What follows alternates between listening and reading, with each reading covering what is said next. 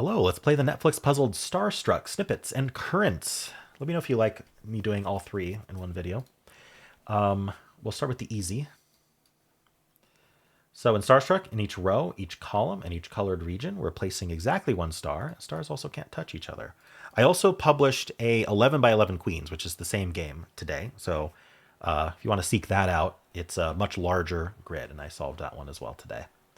All right, so rest of that row is out because the star is going to be in one of these three cells in this region. But what's importantly, this touches all three of them. So it's out. And so that places the star here, which then touches those two, which places the star there. There were other ways to resolve that as well. If I reset, and also you start with the two cell region, it not only removes from the rest of the row, but it removes the two above and two below it because above and below it would touch wherever the star is. And that leaves just one in indigo and one in green. There's another way to see it. I figure easy is a good place, not to show off how fast I can plonk things, but to give you little strategies you can think about. So in any 2x2 area, you can only place one star, because as soon as you place a star anywhere, it gets rid of the rest of the 2x2 area. So as a result, there's only going to be one star here, but we need two stars, one in indigo and one in green. So that forces this to be a star, because we cannot put two stars within here. We need two stars. One of them can be in here, but the other one has to be out of it, and that's the only one that's out of it. And that immediately places these two as well. All right. Red's going to get rid of those and those. Blue's going to get rid of those and those. But red and blue line up, meaning that in these two columns here, we're going to need two stars in two columns, one per column. And we know that red and blue are fully within those two columns. They cannot escape, meaning they are going to place a star in each of those columns, which removes the stars from the rest of the regions because they have to be in red and blue only between those two lines. All right. Let's finish this puzzle now. Orange is down to just these two, so this one's out. Okay. So there's probably another way forward here, but we're going to do another 2x2 analysis here. So we know that these two columns are going to need two stars, but you can also notice that we can draw two 2x2s, or something smaller than a 2x2. We can draw two 2x2s that cover completely orange and brown.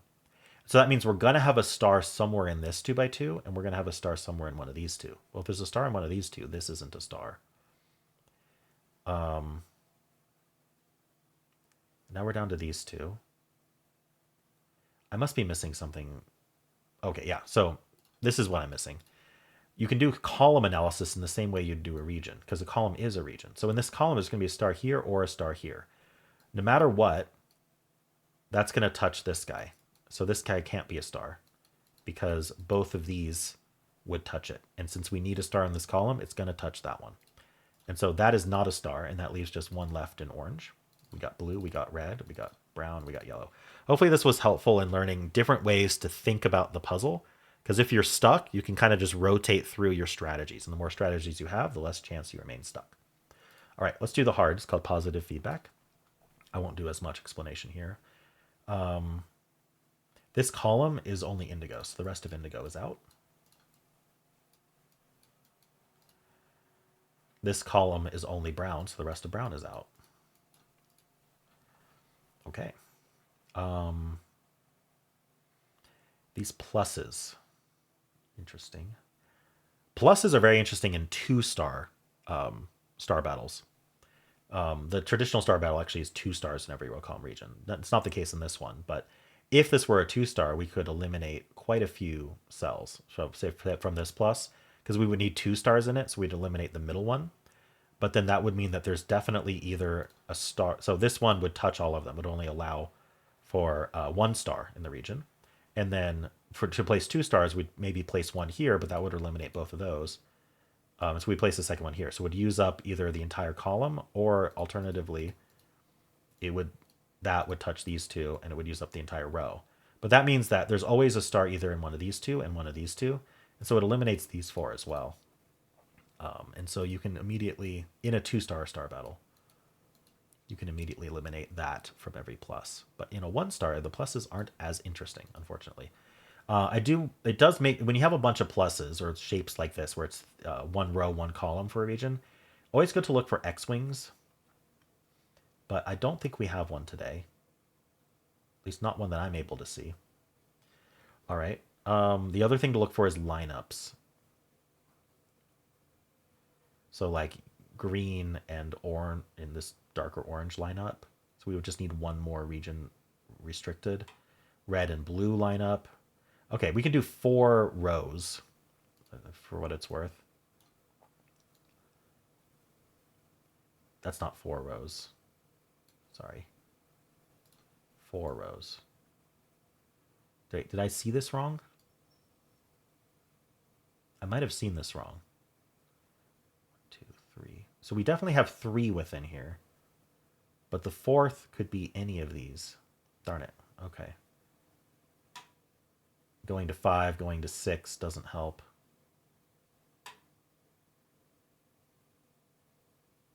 No, that's not it. Is it 4 vertically? Fortunately, that's 5. Okay, so what are we doing here?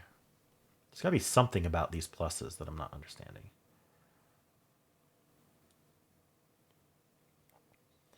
Um,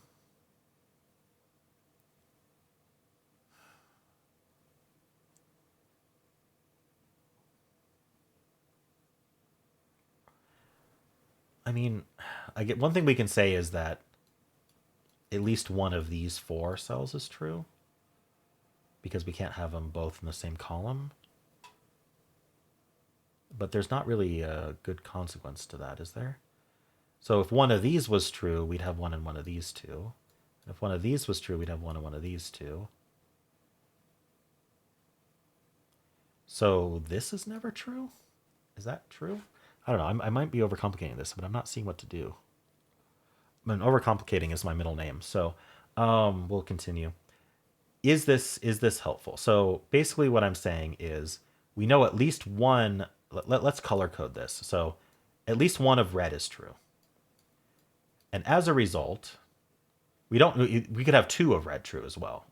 So my red circles here, not red region, sorry. But at least one is true. It could be that 2 is true. So we can't guarantee that we have one in the middle. But we know at least one is true. And if one of these is true, then we eliminate the yellow. And that puts one in one of these two, which I'll use a different color for. And if one of these is true, then it eliminates these reds, making one of these two true. And so what I'm seeing, if we were to change color here, just to say, hey, one of these greens, then one of these greens is definitely true.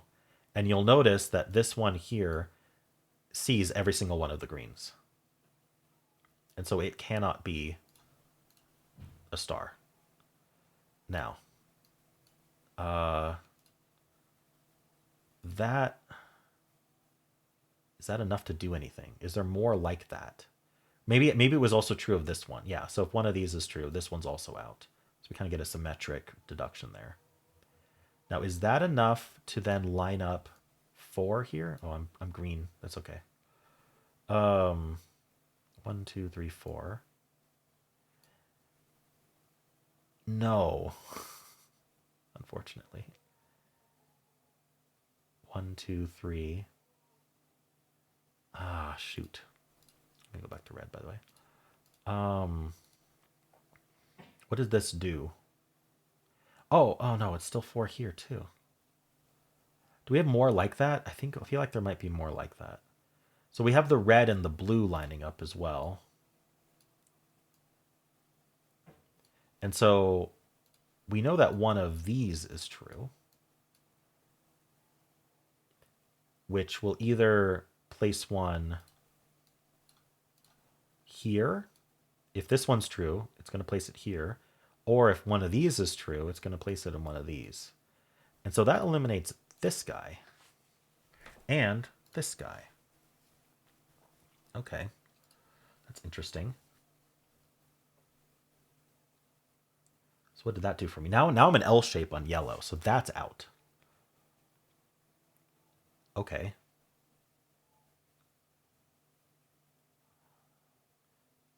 I feel like this is progress, but I don't know exactly how.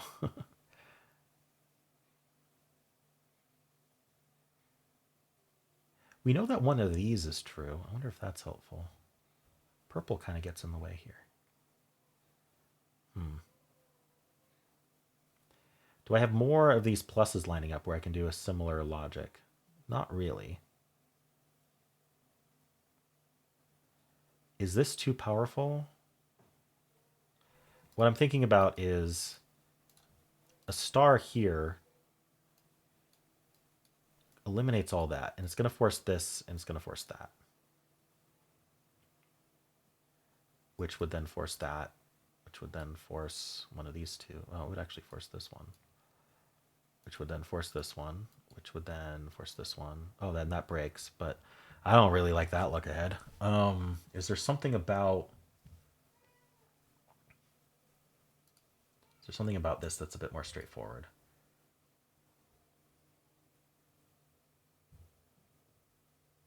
This forces this.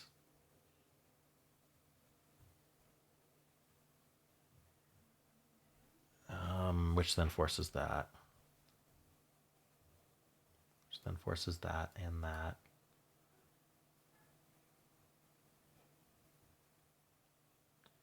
And that and yeah, now this column's these two regions are messed up because we can't do these because of these stars, and we can't do these, and so these regions both want this comp. So there may be a lineup here that I'm not noticing, but it's all cruxed on this guy, which I don't even know if eliminating that guy's helpful. I just noticed it was a powerful spot. Let's see if we can reduce this a bit and not use that.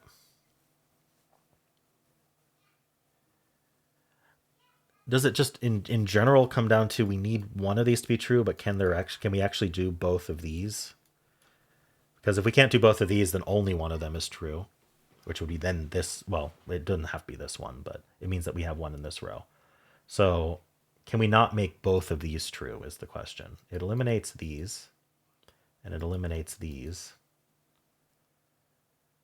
And because of gray, it eliminates this one. So that forces this, which forces that, which forces that, and then now yellow's messed up. So yeah, we I don't know. I'm going to use this because I don't know what else to do. But that means that we definitely have one in this row in red or blue because we can't put two across here, and this one's out. And so I really hate this, but I'm going to use it. So these are out. That makes this an L. It lines up with... No, it doesn't.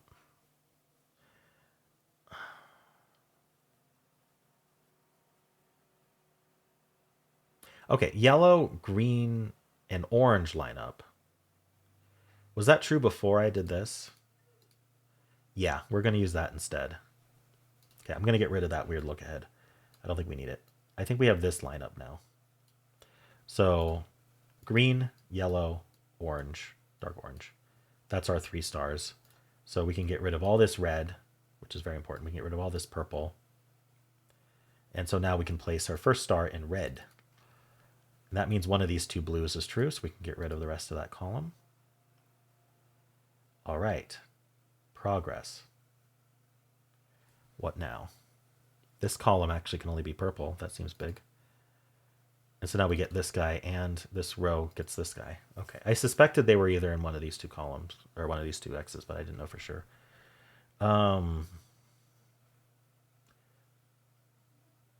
Oh, gray and dark orange line up, getting rid of that guy, so that's true. Now we get yellow. Then we get the dark orange, or the regular orange. We get the green and the dark orange and the gray, and we're done. Okay. Ooh, that was tough. But I made it through. All right. We still have 2 games to play. We're going to play Snippets. Little Spark. Okay. Where's our start? This can only be taken by the 3 to its right. So we can just do that immediately. This is just, what else can we do? A lot of openness here. 3 can't go left, so it's going to go down. Looking at prime numbers is always helpful because they have to take either row or column. This now can't be taken by anything but that 3. Now this can be taken by that 3 only. 4 has no choice but to take this 2 by 2. That's taken by that 2. All right. Um, I do wonder. Maybe this guy? It's taken by the 4 or the 3.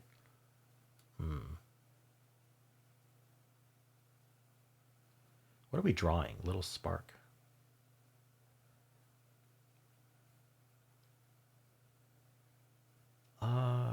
This 3 can go up. Can it really go up? I think it can really go up. This 2 could go left or right.